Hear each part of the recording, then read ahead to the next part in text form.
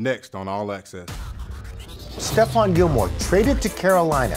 The Week 9 matchup at Carolina now has a little intrigue for the Patriots. It's now the visit, Mike, not the return. It's the visit. The visit.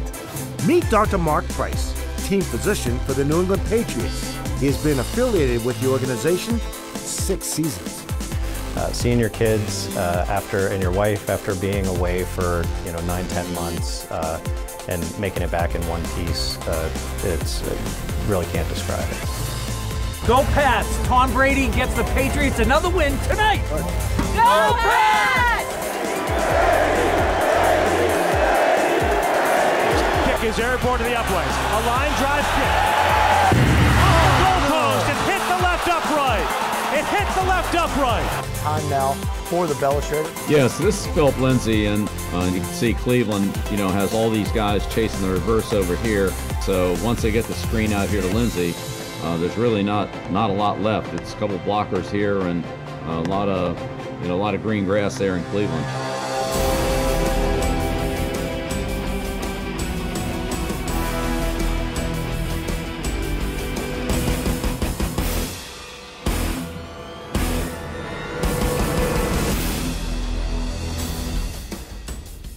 An emotional return, a fascinating football game. But in the end, it was New England who came up short to drop their record to 1-3 on the year. Hello and welcome to Patriots All Access presented by GEICO. I'm Steve Burton. The Patriots have now lost all 3 games at home and hope to turn things around on the trail when they travel to Houston to take on the 1-3 Texans. We'll preview a busy week of roster moves for the Patriots later on in the show. But we begin with the emotionally charged sights and sounds from the Tampa Bay game.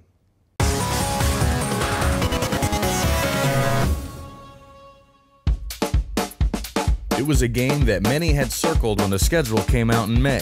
Come on now, it's a new era. The morning pregame shows originated in Foxborough.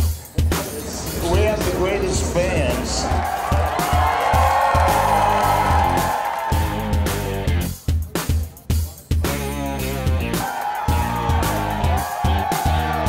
I love Tommy, and that stops once the game starts, and we're all Patriots in. And one thing I've learned in the NFL, not even head coaches know what's going to happen 3 hours later.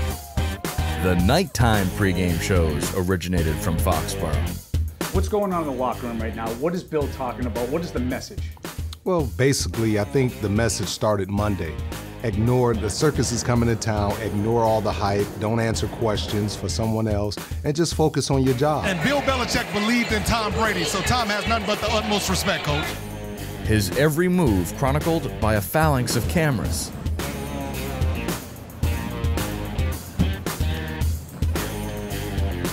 Hey, handsome. Patriots fans showed their respect pregame.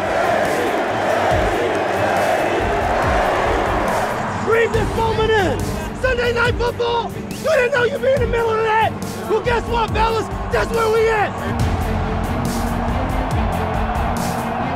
And showed their true loyalty when he took the field as the opponent.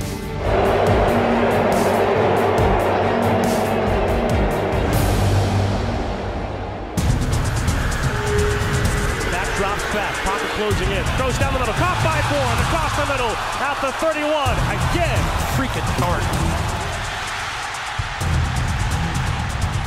He takes a shotgun snap, stands in, looks down the middle, throws it, caught by Henry at the 2, fights away from a tackler, and runs to the end zone, and spikes it for a Patriots touchdown! It's about time, 4 games in, look poised by the kid! Great stride! Keep fighting through the contact, keep making plays, all night long, all night long! Hey, nice job. Good drive, good drive, good drive, good drive. Just keep doing our stuff. Keep doing our stuff. Just keep doing our stuff. Brady with streaks of eye black on his cheeks, squints in the rain. Shotgun snap, Tom throws it right, and the pass is off the hands of Brown. Again, a fourth throw as Antonio Brown tried to extend. inside the 20. Whatever you call, be ready to call it to the other side. You know what I mean? It's loud, so we got to communicate good. And here comes the field goal unit with 18 seconds to go. Airborne to the uprights, and the kick is good. Hey, nothing over our head now.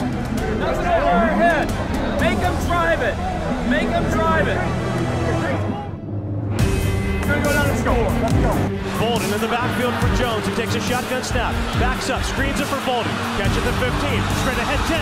Across the 5. Tackled inside the 2. First and goal to go.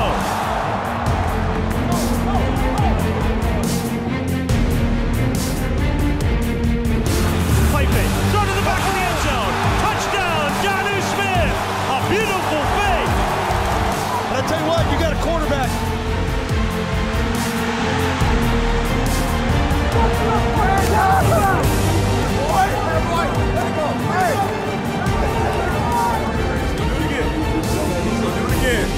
Might need 2 more, who knows? Whatever it takes. Swing of the right leg, kick driven to the uprights. The kick is good. The Patriots regain the lead. 17-16 New England. Listen, if we get the ball back, it's either 4 minutes, we got to end it, or 2 minutes, we got to go win it, okay? Move on to that play. Take a deep breath and just reset. Let's go. Jones stands in. He throws it near side. Caught by Myers. Lays it out there as he tiptoes out of bounds. Got the toe tap at the Tampa Bay 37. Bucks felt he caught it out of bounds. I thought that ball was on the white. And now Nick Folk will come out in the rain, having made his last 36 field goal attempts. Bailey turns and receives. Kick is airborne to the uprights. A line drive kick.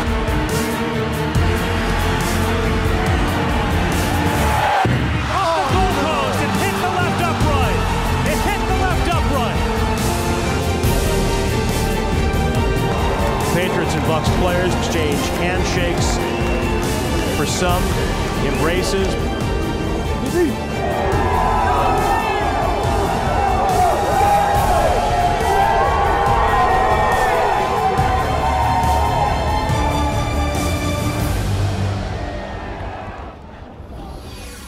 Well, a tremendous piece chronicling a tremendous game in our Bob's Discount Furniture Studios. Mike Reese and Paul Perot, good to see you guys. Yeah. The return of Tom Brady, did the game live up to the hype? You know, I think it did. And I wondered, you know, heading in, there was so much hype and so much talk. And I really felt like we were really bumping up an event, Mike, more so than an actual game. You know, the defending Super Bowl champs, Patriots, were sort of on their heels coming off a bad loss at home to New Orleans. I didn't know how much of a game it was going to be, but that turned out to be all wrong because the Patriots came to play. It wasn't maybe an artistic masterpiece on the field, but in terms of drama and, you know, the impact right down to the last play of the game, tremendous. I think that's well said. Like, the way the game was played maybe didn't live up to the hype, but to me, the environment did. Like, to me, that was special. I tip my cap to the fans for creating that environment. And I would just say at about 7:30, when Tom Brady took the field, like, I felt like it was like I was at a Super Bowl as I stood there on the sideline. And then moments after that, when Mac Jones took the field and the crowd erupted, I felt like I was at a Super Bowl, because when was the last time both quarterbacks got that type of reception? I sort of had like goosebumps as this was going on, and to me it was a night I will never forget, just as a reporter covering it. And then I would just add after the game to see the love that everyone had for Tom. I just thought that was so special. Like, the moment when Tom took the final knee, like, and you watch him go to Devin McCourty, like. And there were just so many of those things that I think it was just special. Despite the loss, despite the mistakes they played, was this the best game they played so far? Yeah, I think so. You know, they've been sloppy, and they continued to be sloppy. You mentioned some of the problems with penalties and turnovers and whatnot, but I think considering the opponent, Mike, and the stakes, the spotlight, you know, it was so much on Bill and Tom that we sort of forgot that there were other guys that had to go and step into this spotlight with a lot of people watching. And I thought that they did play their best game. I think, considering the opponent in the circumstances, I think that's the best that we've seen so far. Yeah, we talked about it coming off the Saints loss. Like, there were flashes of good things, but they were disjointed. No complementary football. Like, I thought they were more unified between the offense, defense, and special teams, but still a lot of work to do. Well, when you look at their record, they're 1-3. But do you guys see hope for this football team going forward? Yeah, no, I do. And, you know, the fact that there's a couple of things here. The 17-game season, I think, changes some of these numbers that we're going to hear about 1-3 teams and their percentages of making the playoffs. One, the 17-game season gives you an extra week to get right. And two, the fact that we're only in year 2 of 7 teams in each conference, Mike, qualifying for the postseason. So it's not the end of the world to be 1-3, but they're going to have to fix some things. They got to cut out these turnovers. They got to protect the ball, protect the passer, and cut out the penalties. And if they don't do those 3 things, Bill Belichick will be the first to tell you you're not going to be able to win games. And Steve, when you mentioned the word hope, I guess I would start by going to Mac Jones. Like, I thought he rose up to the occasion. Like, to me, this was all about Tom, the spotlight. I wanted to see how he would respond. And I know he had the 19 straight completions. I would also argue that he had an almost horrific interception at the end of the game. So I try to keep it all in context. But overall, like, I thought he answered the call. So to me, hope with Mac Jones. Absolutely. Well, don't go far, guys, because we got you guys coming up later on in the show. We'll be back with more Patriots All Access right after this. Coming up on All Access. We introduce you to the Patriots team doctor, who has a unique background in his medical career. And he said, you've been identified as someone who's being deployed. And I said, well, where? And he said, Afghanistan. But first, we are joined by Patriots running back Brandon Bolden. Like last year, like I told the guys, it was like I was probably one of your biggest fans. Like I was, I was going to barbecues, watching the game, and almost getting in a fight with family members because they want to talk bad about the Patriots. You're watching Patriots All Access. Patriots All Access is brought to you by Bank of America, official bank of the New England Patriots. By Putnam Investments and the New England Patriots, proud partners committed to an active game plan on the field and off. And by Pepsi. That's what I like. Pepsi, official soft drink of the New England Patriots.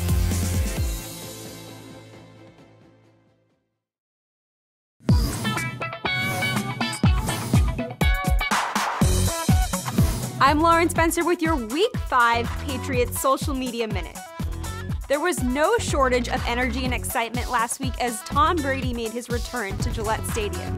But no one summed up the night's sentiment quite like Schwartzy from Ashland. With the Patriots in primetime, all eyes were on Foxborough, and that included Utah Jazz guard Donovan Mitchell. He tweeted that the dude with the red sleeves on the Pats, also known as Matt Judon, came to play. And that caught the attention of Mr. Red Sleeves himself. Not to be overshadowed by Sunday Night Football, the Foxborough High School volleyball team car wash also took place in town last weekend. And the squad received a special visit and donation from none other than Kendrick Bourne on his way to Gillette Stadium. That'll do it for this week's Patriots Social Media Minute. I'm Lauren Spencer. The Patriots are hungry for a win after 2 straight losses. Dan Roach fills us in on a very busy week here in Foxborough.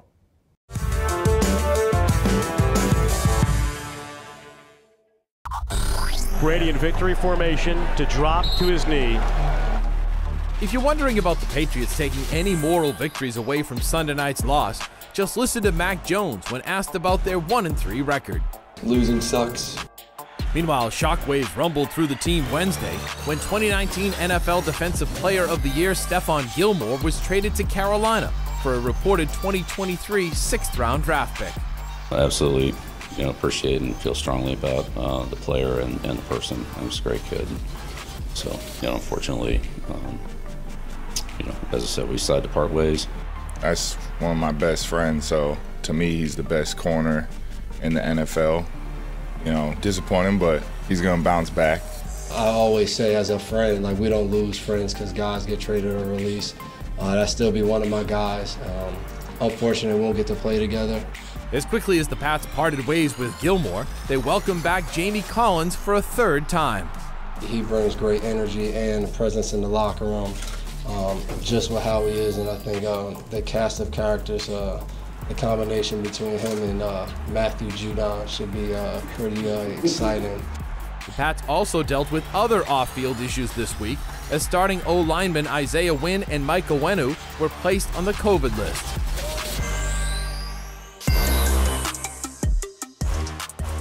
As for the game Sunday in Houston, the Patriots are hoping to build some momentum from Sunday's effort while playing with a must-win attitude. Definitely a sense of urgency, but at the same time, that doesn't mean you come in here and you rush things and you start panicking. With Jamie Collins returning to the Patriots, he becomes just the second player since 2000 to have 3 stints now with the Pats. The other, quarterback Brian Hoyer. For Patriots All Access, I'm Dan Roach.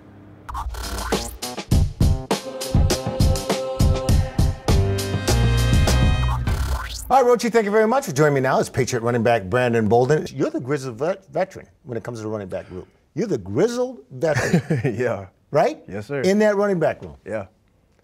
Are the kids all right? Trying to make sure everybody keep their head on, I've been blessed to play many years of football, seen a lot of different things, and stuff I've seen and the stuff some of the guys are going through, it's like, it happens. It's just one of those, sometimes the ball doesn't bounce your way. But trying to keep everybody head straight and keep everybody heading in the right direction is it's not as hard as I thought it was going to be. But with this group of guys, they're young guys, but they're all young and tenacious, so they're ready to get right back at it. So they have made my job a lot easier being that veteran player in the room. Speaking about your job, are you excited to take on even a bigger role now? Yes and no. It's kind of like a double-edged sword right there. When you have a guy like James White, there's no replacing James White. There's no trying to do or be James White. That's something I cannot do. James is a phenomenal player, and all I can do is put my best foot forward and try to be that. And that's what I'm planning on going out there and do. But as far as being excited, yes, but the way it came about, no, because James is dearly missed, and, wishing him the best and everything in a speedy recovery. Correct me on this story. Make sure I'm accurate. When you left here, it was a boombox. Yep. In your locker back in 2018. When you came back, that boombox was still in the same. Yep. In the same locker. And I opted out and came back, and we had to reinstall it again. So it's still there. It's still there. I know with the COVID protocols and everything else, you guys can't, hear it as much, but it's still there. It's still there. We still rock it every morning. Are you the DJ in that? Oh yeah, on my side of the locker room. We split it. Like defense has their side, I have offense. So, we have a great time. And sometimes we will try to play the song at the same time, so that way the whole locker room gets to hear it. So it's kind of cool. It's me and DJ Judon cutting it off in the middle right there. So we try to keep it light, make sure everybody has a good time. Well, good luck to you. I appreciate it. On Sunday on the road. Yes, sir. All right. Brandon Bolden, our guest. We'll be back with more Patriots All Access right after this.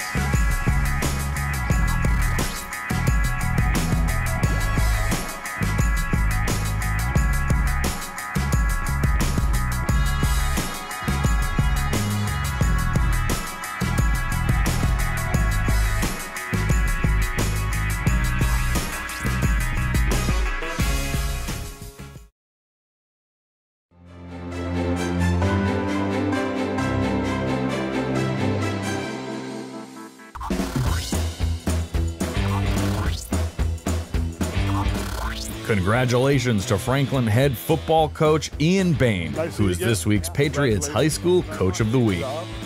The Panthers knocked off Mansfield for their first win against them in 12 seasons, and in doing so, ended Mansfield's 19-game winning streak. Presenting the award is Pro Football and Patriots Hall of Fame linebacker Andre Tippett. It's all about the work with you guys. It's all about the work with you. You got a great staff, and you got a great young nucleus of young players coming up, and we just want to acknowledge that. The Patriots Charitable Foundation will donate $1,000 to the Franklin High School football program in the name of Coach Ian Bain. All right, let's go. Hard work on three. 1, 2, 3. Hard work!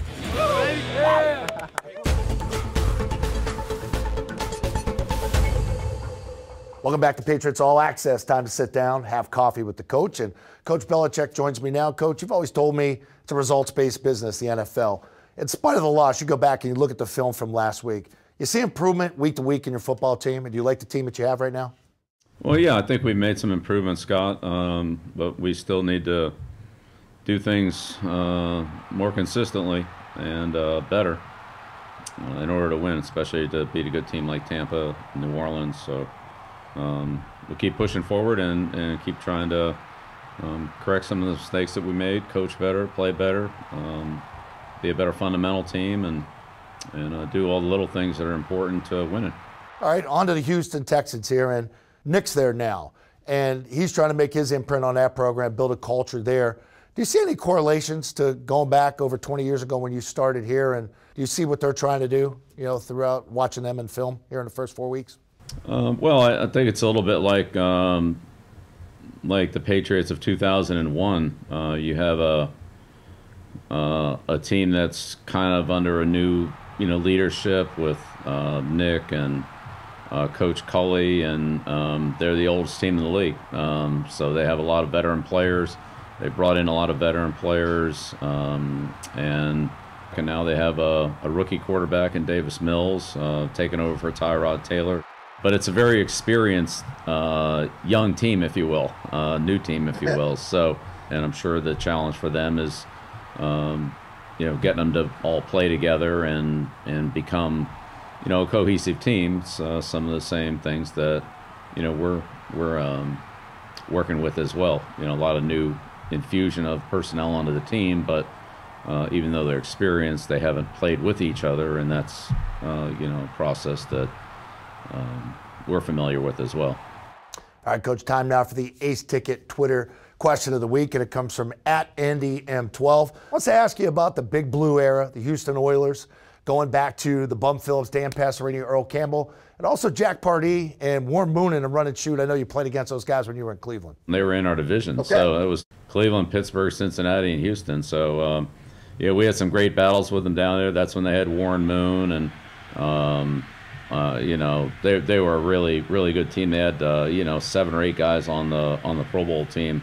Every year in 93, 94, Coach Pardee was down there, and then Jeff Fisher, took over after that, and Jerry Glanville and Nick Saban were down there in the late 80s when I was with the Giants, and that's when Nick was the secondary coach with Floyd Reese and Jerry, and then Nick went to Toledo, and then of course came to Cleveland in '91. So, yeah, very, very familiar with them, and they had some fun. They had some fun teams. Certainly, the run and shoot with Moon was one of the most explosive offenses to ever play and produce in the National Football League. So, there was some fun times. It wasn't fun to play against them, though. Pull your hair out right now trying to protect in that run and shoot, right? Just turning guys loose left and right. Couldn't do it in a modern-day NFL. Yeah, that's right. If you want to ask the coach a question, you have to follow the team on Twitter, @Patriots, hashtag it AskBB. We got the Belestrator later in the show. Texans, all 3 phases, going to take a look at a little bit of everything? Well, we got a couple of explosive players on offense, and Texans got a couple of good safeties. We'll check them out. All right, big hitters right there. More Patriots All Access. We'll return right after this, and then we'll have more with the Belestrator. Coming up on All Access. It will be another reunion weekend, this time in Texas.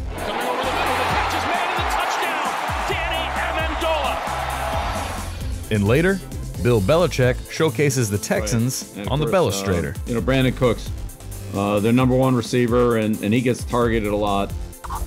You're watching Patriots All Access.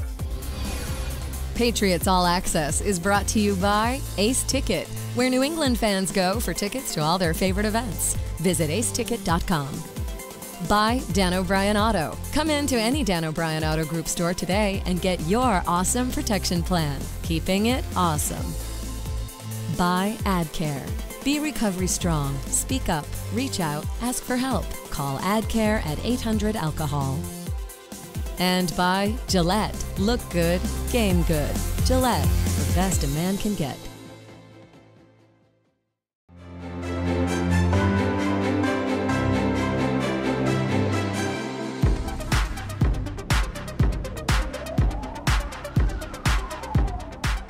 The job is quite prestigious. Team doctor, of which there are only 32 of them in the National Football League. This is a story introducing you to the Patriots' top doc, whose accomplishments on the football field pale in comparison to those on a very different field.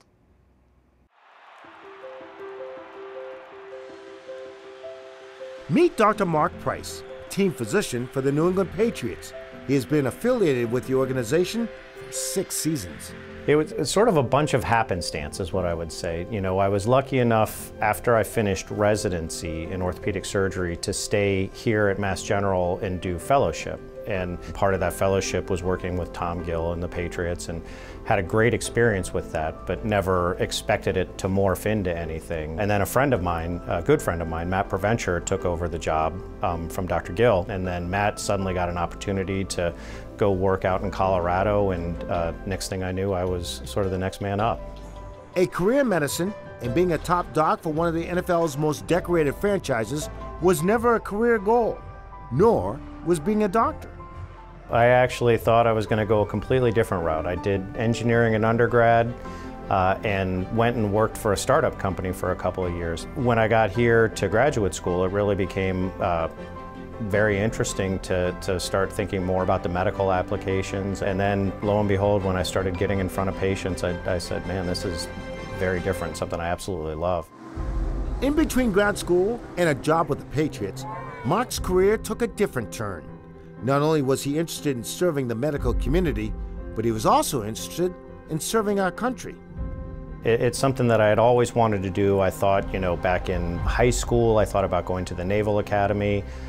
It really never went away, and so I very timidly took the paperwork home to my wife and said, hey, what do you think about this? And we sat down and talked about it, and she said, you know what, we can do this. It was always a practical matter of how would we do this? You know, what would happen if you got deployed? What would happen to the kids in school? What would I do for that year? You know, it's funny, the joke I make with people who are thinking about the military or military medicine, I say, you know, the best way in the world to not get deployed to the Middle East is to not join the military. So I very vividly remember I was down in Florida doing some work down there, and I got a phone call from the commander of our unit, and he said, you've been identified as someone who's being deployed. And I said, well, where? And he said, Afghanistan. And I said, the first thing that came to my mind, I said, Afghanistan, Iowa? And he said, is there an Afghanistan, Iowa? And I said, I really hope there is. And he said, there isn't, you're going to Afghanistan. So I got home that night, late, you know, probably 11 o'clock, 11:30, and woke my wife up and said, hey, I got a call from the Navy today. And she said, where are you going? And I said, Afghanistan. So we both had a good cry about it. I was pretty surprised, a little taken aback, but then I just sort of had this overwhelming feeling that he would be fine. Once I knew that she was okay, it allowed me to go out and do what I needed to do and could focus on the mission at hand. I know how to be a doctor, I know how to be a surgeon, so they weren't asking me to jump out of an airplane and attack a village. They weren't asking me to land artillery rounds somewhere. They're asking me to be a doctor, and I said, hey, look, I got that. In Afghanistan, Mark was literally saving lives. After his tour of duty, his service was recognized with the awarding of a Bronze Star. It's a testament to the people I was with, not to something that I did. It's nice to get recognition, but I think it misses the fact that it should be more of a team award, that, you know, everybody who I was with made that kind of thing happen. Being a part of a Super Bowl champion team would be at the top of most people's lives, but the greatest day in Dr. Price's life?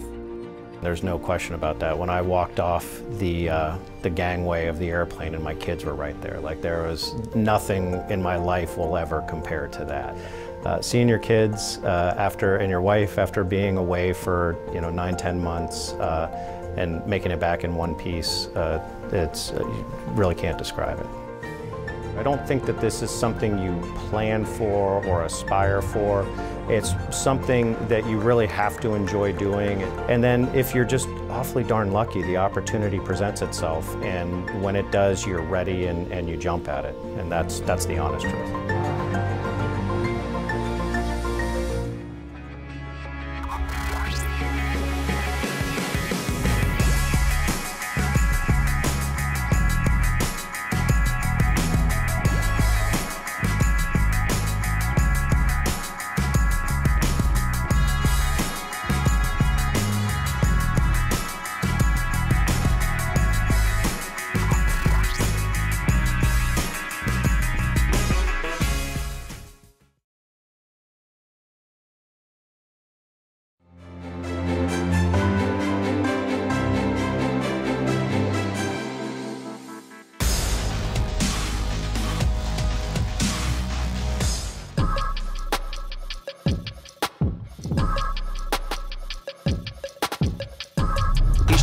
by the Patriot to the 5. He's hit, and he's going to force his way into the end zone, barreling over Devin McCourty for a touchdown. Now he's going to launch one, heaving it inside the 10. That ball's going to be tipped. It's caught by Ryan Izzo as the game comes to an end. What's new about the Houston Texans? How about everything? Since former Patriots Director of Player Personnel Nick Caserio came to town, there has been a tremendous amount of roster reshaping, with over 80 transactions made in the offseason and nearly 50 made during training camp. One move he hasn't made is dealing Deshaun Watson, who remains in limbo with the Texans due to legal troubles. 9 former Patriots have joined Caserio in Houston, among these including Danny Amendola, Rex Burkhead, Marcus Cannon, and Brandon Cooks.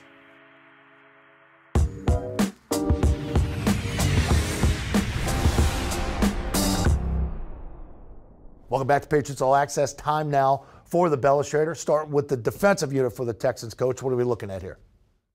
Well, they got a couple really good safeties here. This is Justin Reed up at the top of the screen, number 20, and he's got very good anticipation. You can see how when Mayfield lets this in cut go right here, Reed gets a really good break on the ball, comes down right there and makes the play. So very instinctive, good athlete, good quickness, good obviously ball skills and hands there. Does a nice job on the return. And he's combined with number 1, Lonnie Johnson, who's a free safety. This is the first play of the game last week in Buffalo. And this is Johnson here in the middle of the field. And he gets a nice read on this play action pass here from Allen on this inside route to Diggs. And you can see he reacts quickly, makes the play, and does a nice job on the return as well. 2 pretty good looks there. If you're a quarterback, you're seeing sort of that hole developing right there, trying to lay the ball, and then their ability to break at 6 yards. That's pretty impressive. It is. 2 good safeties. All right, screen game here now. Yes, this is Philip Lindsay, and so Lindsay and Ingram, David Johnson. They got really a good group of backs here, and this is a good screen team. So here there's a little fake, and then there's the reverse. And you can see Cleveland, has all these guys chasing the reverse over here. Kind of well-designed play. They're chasing the reverse, and then the defensive end rushes. So once they get the screen out here to Lindsay, there's really not a lot left. It's a couple blockers here and a lot of green grass there in Cleveland. So Lindsay, again, he's a fast player. It's around the 4.4, sub 4.4 range. So he can really chew up some yards in a hurry, but. This is a nice looking play that, as I said, gets everybody over here and then screens back, and Lindsay takes it in for a touchdown. So containment going to be a key right there, not letting anybody get outside with that speed. Yeah, you don't want that guy out in space. And speaking of speed, you got the shot play here. Right, and of course, Brandon Cooks, their number 1 receiver, and he gets targeted a lot of speed, a lot of downfield plays where he can, get into the defense and really stretch the defense, where if they drop back and take him, that opens up space underneath. And if the defense is a little light, then he can really get into that deep part of the field in a hurry. So it's a nice pass by Mills here at quarterback, recognizing the coverage. And, he starts over on this side. It's kind of unusual for a quarterback to do this, but start over here. All right, and then real quickly flip it all the way back and throw the ball outside the numbers on this side. So, Scott, not a lot of guys could do that. You could, but not many could. You had that arm thing. That's why I'm still doing this. I always would take the long ones instead of taking what the defense gives me. Good stuff, Coach. Going back down to Houston, a lot of good memories down there in that building for your organization over the years. Haven't been on the road since week 2, 1 o'clock start. Good luck against the Texans. Yeah, appreciate it, Scott. Thank you. All right, Coach, there you go. There's your Belestrator. More Patriots All Access will return right after this. Patriots All Access is brought to you by Bank of America, official bank of the New England Patriots. By Putnam Investments and the New England Patriots, proud partners committed to an active game plan on the field and off. And by Pepsi. That's what I like. Pepsi, official soft drink of the New England Patriots.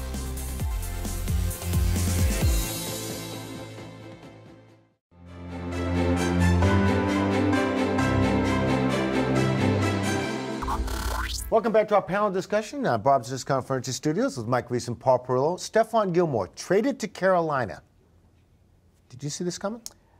I didn't see it coming now. The time that I thought I did see it coming and I thought it would happen was last year around this time.